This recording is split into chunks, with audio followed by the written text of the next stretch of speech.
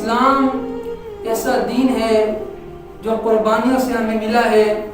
اسلام کے اندر قربانی کا بہت گہرا تعلق ہے اس دین کے ساتھ, اور اس قربانی میں سب سے سر فہرست جو قربانی ہے وہ حضرت ابراہیم علیہ السلام نے رب کی رضا کے لیے اپنے بیٹے اسماعیل علیہ السلام کی قربانی دی, اور رہتی دنیا تک یہ مثال قائم کر دے. حضرات محترم, اس ابراہیم علیہ السلام کی ادا کو دنیا یاد کرتی ہے, ہر سال اس دن کو مناتی ہے. نبی علیہ السلام سے پوچھا گیا, حضرت زید بن ارقم رضی اللہ تعالی عنہ سے روایت ہے, حضور علیہ السلام سے صحابہ نے عرض کیا آقا قربانی کیا ہے؟ تو حضور علیہ السلام نے فرمایا یہ تمہارے باپ حضرت ابراہیم علیہ السلام کی سنت ہے. حضرت ابراہیم علیہ السلام کی سنت ہے. پھر پوچھا کہ آقا اس قربانی پر ہمیں کیا اجر ملے گا, ہمیں کیا ثواب ملے گا؟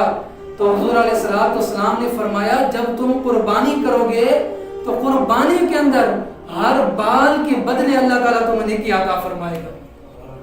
پھر پوچھا گیا جو اون ہے, چمڑا ہے, اس کا کیا ہے؟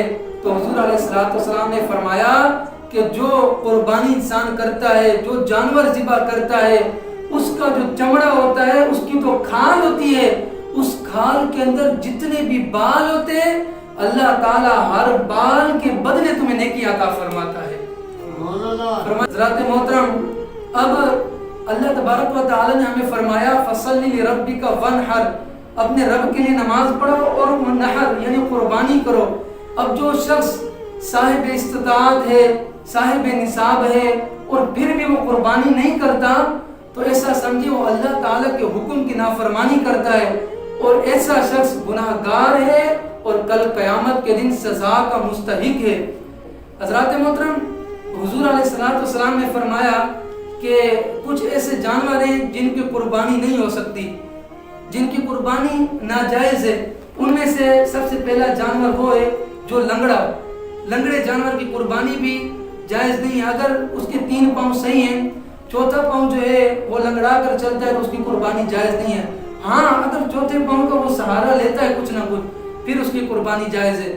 دوسرا وہ جانور جو آنکھ سے کانا ہو, آنکھ سے اندھا ہو, حضور نے فرمایا اس کی قربانی بھی جائز نہیں ہے, اس کی قربانی بھی نہیں کر سکتے. تیسرا فرمایا وہ جانور جس کا مرض جو ہے, جس کی بیماری جو ہے وہ ظاہر ہے, صاف پتہ چل رہا ہے یار اس کے اندر یہ عیب ہے, یہ بیماری ہے, فرمایا اس کی قربانی بھی جائز نہیں ہے. اور چوتھا وہ جانور یعنی جب آپ اسے لینے گئے تو آپ نے دیکھا اس کے اندر کوئی عیب ہے, کوئی بھی عیب ہو, اگر اس کے سینگ ایک سینگ نہیں ہے, ایک سینگ ہے, یا دونوں سینگ کٹے ہوئے ہیں, اسی طرح کوئی بھی اس کے اندر اگر عیب ہے اور عیب ظاہر ہے تو حضور نے فرمایا اس کی قربانی بھی جائز نہیں ہے. حضور علیہ السلام نے فرمایا کہ تم جو ہے وہ قربانی جو ہے خوش دلی سے کیا کرو, خوش مزاجی سے کیا کرو, نرمی سے کیا کرو, خوش ہو کر قربانی کیا کرو.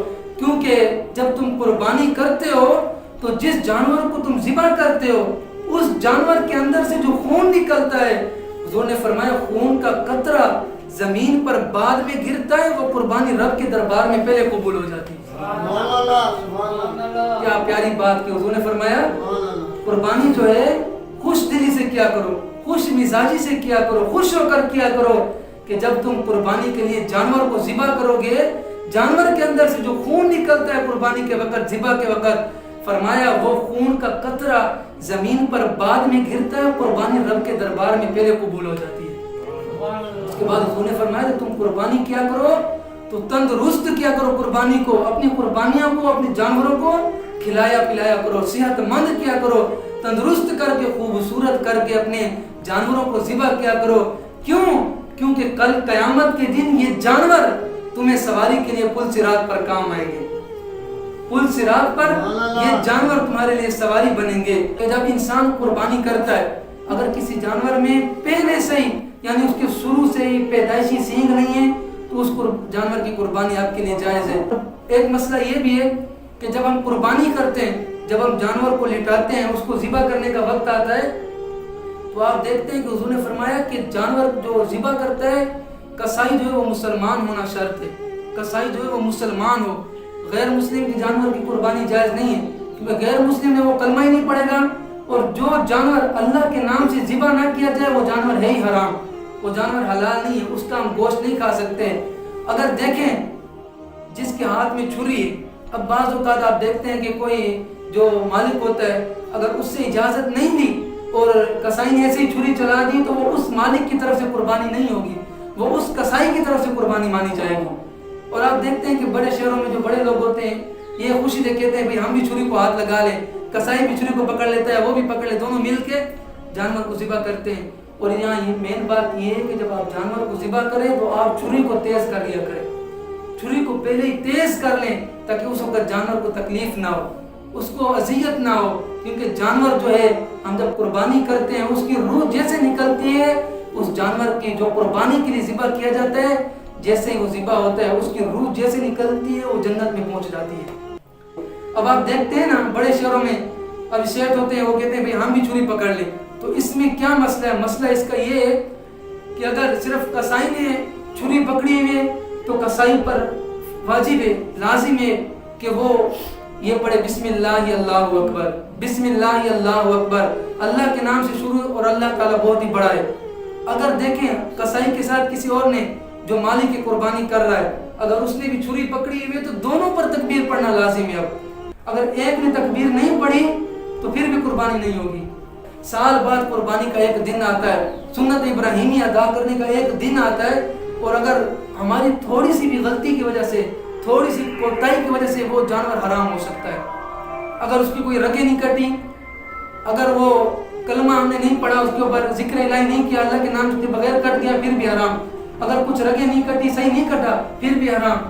اگر وہ جانور کوئی عیب والا تھا، اس کی سینگ نہیں تھے یا کوئی عیب لگ گیا، پھر بھی ہماری قربانی نہیں ہے، کیونکہ اللہ تعالیٰ خوبصورت ہے اور خوبصورت چیز کو پسند فرماتا ہے۔ فرماتا ہے جو تم خود اپنے لیے یعنی استعمال کرو، اپنے لیے پسند کرو، رب کے دربار میں بھی پھر وہ چیز پیش کرو۔ یہ نہیں کہ اپنے لیے آپ اچھی چیز پسند کریں اور رب کے جب دربار میں پیش کرنے کی باری ہے تو ہم کم سے کم قیمت میں لیں، نہیں، جتنی اللہ تعالیٰ نے ہمیں استطاعت دی ہے، طاقت دی ہے، توفیق دی ہے، ہم اس سے بڑھ کر اچھے سے اچھا جانور خریدیں، اچھے سے اچھا یعنی کوئی بھی جانور ہو، بکرا ہو، بکری ہو، گائے ہو، بیل ہو، کی قربانی جائز ہے، اور ہم ان کی جب قربانی کریں تو خوش مزاجی سے کریں، خوش دلی سے کریں، خوش ہو کر کریں۔ یہ نہیں کہ ہم پر یار فرض ہے، لازمی تو ہم کر رہے ہیں، اتارنا ہے سر سے بوجھ اتارنا ہے، نہیں، آپ خوشی سے کریں، خوش ہو کر کریں، دیکھنے والا یہ کرے کہ یار یہ بندہ رب کی رضا کے لیے قربانی کر رہا ہے۔ ہمارا مین مقصد رب کی رضا ہونا چاہیے، اور حضور نے فرمایا کہ عید الاضحیٰ کے دن سب سے جو نیک اور افضل عمل ہے نا ابن آدم کا رب کے نزدیک، وہ عید الاضحیٰ کے دن تو رب تعالیٰ کو بہت ہی زیادہ پسندیدہ ہے، وہ قربانی کرنا ہے۔ اور جو استطاعت کے باوجود بھی قربانی نہیں کرتا، حضور نے فرمایا ہماری عبادت گاہوں کے قریب بھی نہ ہے۔